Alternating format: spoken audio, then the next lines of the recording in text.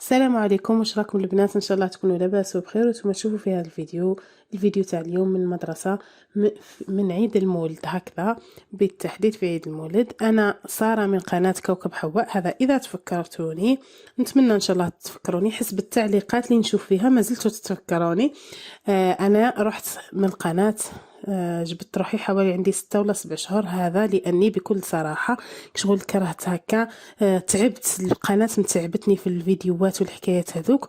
والواحد خي بطبعه، الانسان بطبعه يبغى كلش بالزرب. انا بغيتها يلاه بالزرب تطلع لي، ما بغاتش تزرب تطلع لي. وبالتالي شغل وليت جبت روحي منها، جبت روحي شغل قلقت منها، وليت ما نطل ما نشوفها ما والو. مالغري صح تعبت فيها وخسرت فيها، ولكن شغل قلت هكا ديت روبو طويل هكا، ما نويتش اني نروح خلاص. بس ديت روبو طويل يعني بزاف. اليوتيوب دوك يزيد يطيحني اكثر من هاد الضربه هذه اللي درتها. المهم وقتها رجعت نهار الليل تاع عيد المولد، قبل الحفله هذيك دخلت التعليقات ولقيت البنات مازالوا يسقسيو عليا ويقولوا لي واش راكي، وين رحتي، ردي علينا على الاقل. واش هذيك هي اول مره دخلت عليها فيها قبل 7 اشهر. قلت لكم ثم لي نويت نرجع، قلت باذن الله نرجع. وقبل نشكركم بزاف البنات اللي سقسيتوا عليا وما زلتم تفكريني. قالش ما تعرفونيش وتشتيوني بدون مقابل هكذا. والله بارك الله فيكم بزاف. واصلا علاه رجعت بسرعه يعني يقولوا لي وين بسرعه.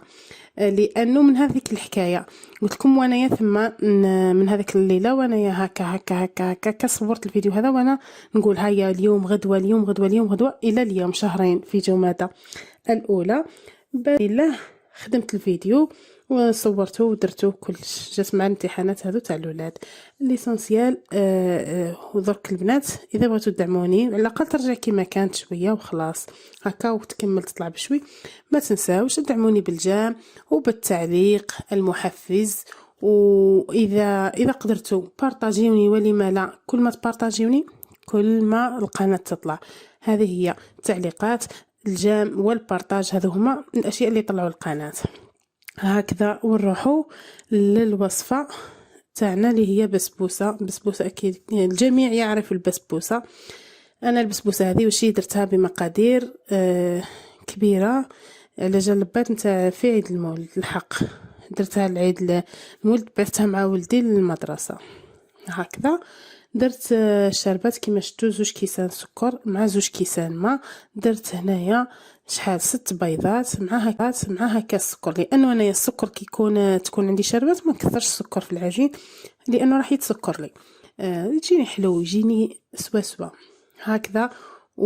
زدت هنا كاس ونص زيت صافي، لحت فاني والسكر، كاس سكر وفاني و6 بيضات خلطتهم كذا بالسكر.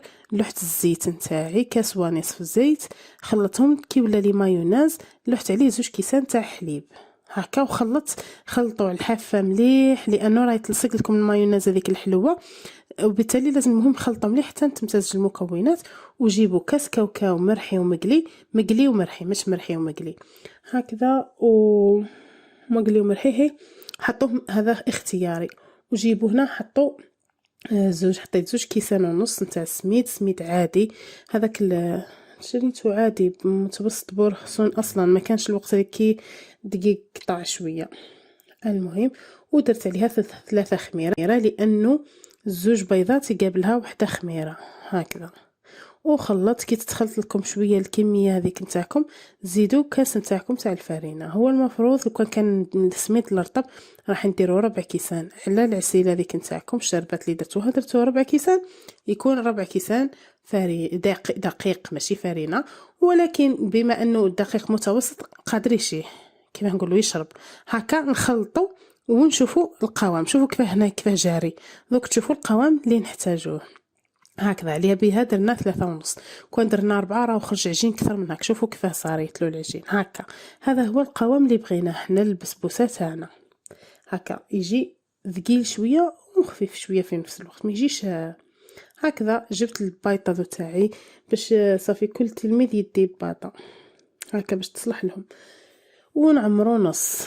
الا انه انا هنا الخميره كشغل تبان لي فيف نواره الخميره، طلع صح هذاك شغل شويه جات مش طالعه بزاف جات شغل اقرب للهريسه هكاك، ماشي الهريسه، ها بين الهريسه وبين البسبوسه.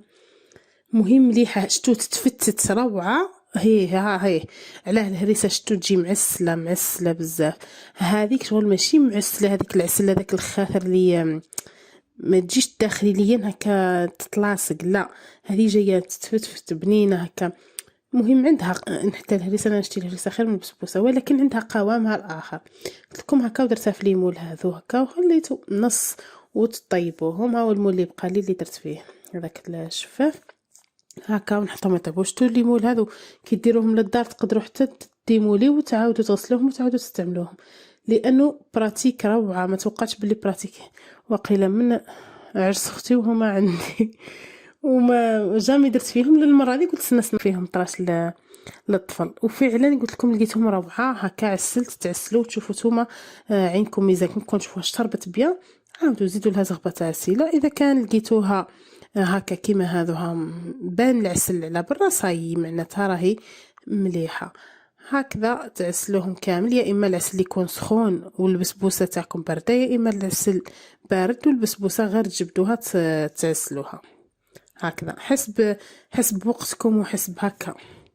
في هذه ماشي يعني مش حاجه لازمه انا مانيش قادره مانيش قاعده واوبليغاتوار عليا نديرها، لا عادي هكذا. نعسل الحبيبات نتاعي ونجيب التزيين تاعي حسب الاختيار تاعكم. قادر ديروا، انا هنا درت نواد كوكو، قادر ديروا شونتيي ديروا لهم هكا صافي، طلعوا الشونتيي ديروها. قادر ديروا كاوكاو، قادر ديروا معجون وكاوكاو غوفريت،